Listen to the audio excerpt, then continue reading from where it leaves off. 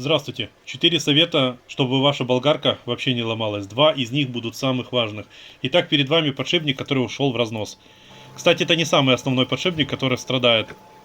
И самый вообще страдающий подшипник это на роторе.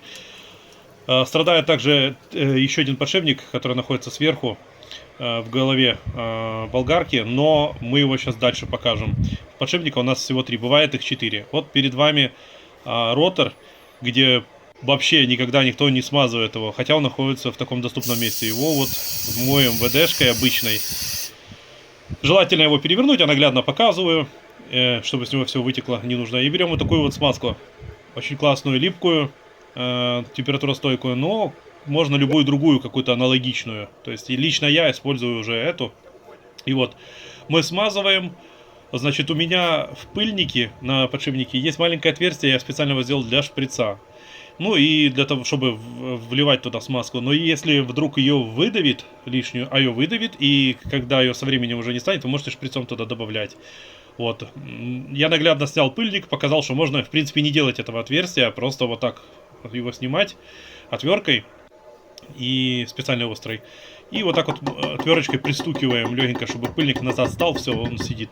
Пыль никогда не будет попадать, а дальше вам покажу корпус, у него посадочное гнездо, туда пыль ничего никак не попадет. То есть подшипник находится в безопасности и никаких проблем не будет. Если этот, кстати, подшипник ломается, он разбивает полностью корпус всей болгарки. Это самый основной будет вот первый совет, который нужно соблюдать, следить за этим подшипником, там где возле кнопки. Сейчас мы выбиваем этот подшипник, убираем, он, кстати, очень легко практически демонтируется. Тоже подшипник, за которым никто не следит. Его нужно тоже смазывать смазкой, но у меня есть методика намного лучше, я ее уже годами применяю, может и вам подойдет. Каждому свое. Я буду показывать, как делают на заводе и как делаю я. Может, кому еще раз говорю, подойдет. То есть второй совет это ухаживать за этим подшипником. У него два пыльника. Как правило, они оба состоят металлорезина. Вот, они сидят достаточно плотно, отковыриваются, и также туда добавляется смазка. То есть мы увидим, в каком ужасном состоянии подшипник. Кое-как помыл корпус. Вот тут, где вы видели только что в середине втулку, вот она посерединке идет. Бывает там тоже подшипник, это 4-й. Если эта втулка хорошо смазывается, то все хорошо. Вот это, кстати, я сейчас снимаю редуктор, и вот этот подшипник всеми уже давным-давно забытый. Он страдает очень часто, когда много шлифуешь там что-то от ржавчины, там специальными щетками зачистными или зачистным диском. Вот этот подшипник, как видите, он всегда голодающий. Но опять же, я снимаю пыльники с вот этих двух подшипников. Эту вот смазку нанес, вы можете назад пыльником закрыть. Я не закрываю, вот с этой стороны не закрываю этот подшипник. И предыдущий, вот который я сейчас буду монтировать, вы увидите. Вот пыльник, вы можете его назад одеть. Но мне это не нужно, так как у меня все смазывается, и подшипники в таком состоянии находиться не будут. Как бы вот это с подшипниками приблизительно происходит каждых 200-300 часов работы. Вот, поэтому как-то так. Вот и старая смазка. Я сейчас вот вытащил голову и хочу показать, как туда смазка попала. Сейчас смазка очень густая. Она вон выливается, она там попадает к тому подшипнику. Я даже вон в предыдущих роликах показывал, когда редуктор снимаю, тот подшипник всегда находится смазанный. То есть смазка липнет и перетекает. И когда болгарка разогревается, он во все щели попадает. Однако смазку нужно по мере менять. Смотрим, ну она такая подуставшая достаточно. Значит, как видите, в ней очень много металлической стружки. Вот это уже очень нехорошо. То есть, ну, еще пригодная, но так как сейчас вот присмотритесь, я вот сейчас все это сфокусирую, поближе зумирую, и вы можете увидеть, сколько там стружки. Она прям вон блестит. Как видите, втулка, кстати, смазана посередине. Туда смазка прям попадает, большой редуктор туда встает. И ее, кстати, проблемно эту втулку менять. Поэтому это очень хорошая тема. Значит, второй совет это просто смазывайте подшипники вообще вот обязательно. Но лично я вам сейчас третий совет озвучу, это специальная смазка, которую мы можем дома приготовить. Значит, беру вот подшипник, отправляю его в морозилку минус 22 градуса. Металл сужается, да? Мы все это помним, школьный урок. А от тепла металл расширяется. Мы нагреваем корпус немного, и подшипник залетит со свистом, буквально. То есть его даже туда забивать молотком не придется. То есть второй у нас вот этот вот подшипник, который тоже страдает, к нему смазка попадает. Мы также можем туда нанести смазку и закрыть пыльником. Я этого не делаю. То есть, как видите, мы сейчас берем ротор, подготавливаем. Вот видите, да, вы можете сюда пыльник одеть. Закрепил это все дело, то есть уже все, ничего вытекать с него не будет, все будет там находиться. Вот мы взяли ротор, плотную ткань и зафиксировал его в плоскогуб, в тисках, и мы сейчас будем одевать поддон этот, корпус, картер, можно его еще и так назвать. Одевать будем редуктор малый. И это обязательно все закрутить. Главное с тисками не переборщить, чтобы не деформировать сам ротор. То есть второй совет, ребята, это следить за подшипниками. Обязательно. Первый это вот хвостовик, да, вот якорь его называют, ротор. Это там нужно вот за тем подшипником следить. Второй совет, как я уже сказал, мы все тщательно здесь смазываем. Обязательно. И болгарка будет долго работать. Вот. Мы проверяем, все крутится, все хорошо зафиксировано, он дожмется дальше. Вот. Щетки вытаскиваем обязательно, чтобы у нас ротор опустился. Вот я вытащил, мы можем видеть его, посадочное гнездо. Там никакая пыль не попадает. Все, зафиксировали, по диагонали закручиваем все шурупы. Назад поставили щетки и запускаем болгарку. Она работает. Чудеса.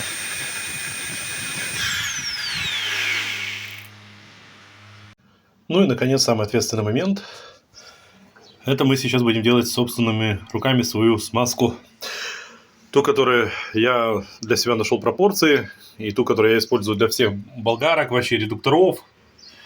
Это будет идеальная сейчас смесь. Буду готовить сразу много. Вот, поэтому какая у нас будет основная задача? Нам нужно размешать 1 к 3. То есть 1, вот эта смазка, которую я вначале показывал, и 3 масла моторного. Лично я, можно моторное масло использовать, но лично я использую трансмиссионное масло 80В90. И теперь вся задача это размешать. То есть конкретной, в принципе, пропорции не существует. Но скажу вам так, друзья, нужно сделать на глаз, чтобы оно не было сильно густой и сильно жидкой. Будет сильно жидкая, найдет, где будет сочиться. А сделайте сильно густую, будет создавать лишнее давление вообще на мотор, на все болгарки. Поэтому здесь очень правильно нужно это все сделать. И смешивать это надо где-то минут 5-10. Размешивать, колотать. Использую вот такую вот бутылочку, стоимость $1. Я уже в других роликах показывал. Очень классная вещь в хозяйстве. Ну, погнали. Вот так надо все это опустить в масло и начинаем.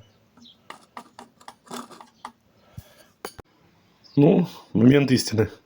Вот она так легенько должна перетекать.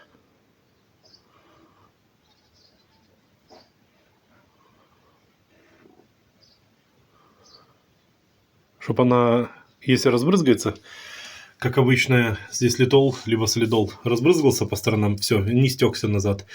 И уже уничтожается вся вот эта вот механика. Она легенько так должна течь.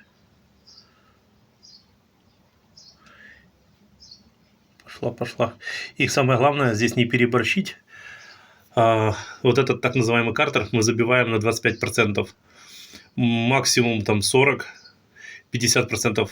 Многие 75% его. Но главное, вот лучше больше, чем 50 не превышать, потому что будет идти нагрузка на мотор. Это будет очень плохо. То есть можно здесь размешивать все это дело, еще раз напоминаю, солидолом, литолом, либо вот этой специальной липкой смазкой. Как видите, вот сейчас смазка в спокойном положении, туда затекает к подшипнику и сюда все затекает. И сейчас я запущу, покажу. Многие ребята говорят, что оно будет вытекать, щелей его выдавливать. Вот, даже не закручивая.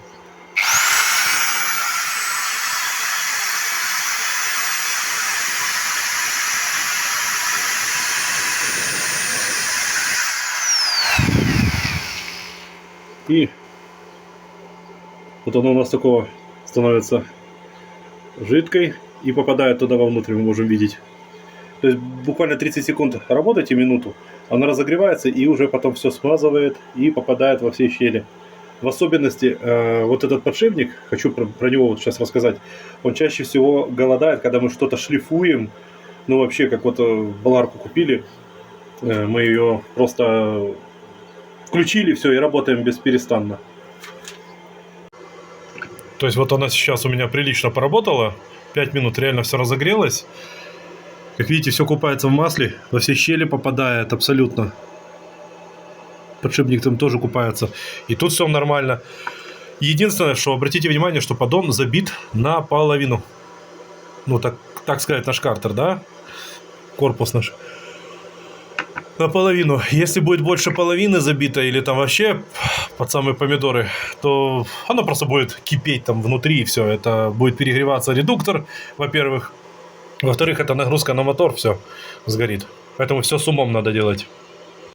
Ну, еще единственное, что шурупы я использую уже нестандартные, докупил шестигранные нужного размера, нужного диаметра. Они долгие в использовании, то есть очень многократные, в отличие от стандартных под крестовидную отвертку. Да и металл не сильно качественный, ну это вообще прошлый век. То есть вот такие вот мы используем шурупы. А если кто-то будет переживать, что до этого тут будет выступать смазка, есть автомобильный герметик, и можно им заделать, но у меня ничего нигде не вытекает, нигде не выступает. Я этой технологией пользуюсь годами.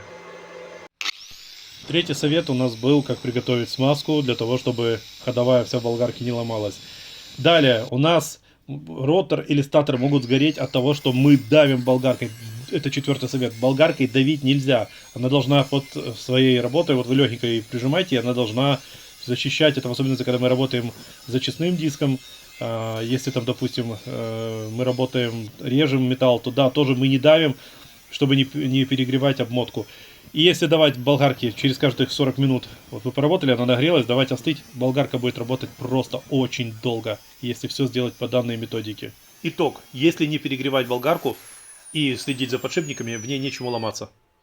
В особенности совет будет такой, что на роторах всегда ухаживаем за подшипниками вот больше всего, потому что потом их демонтировать отсюда будет проблемой,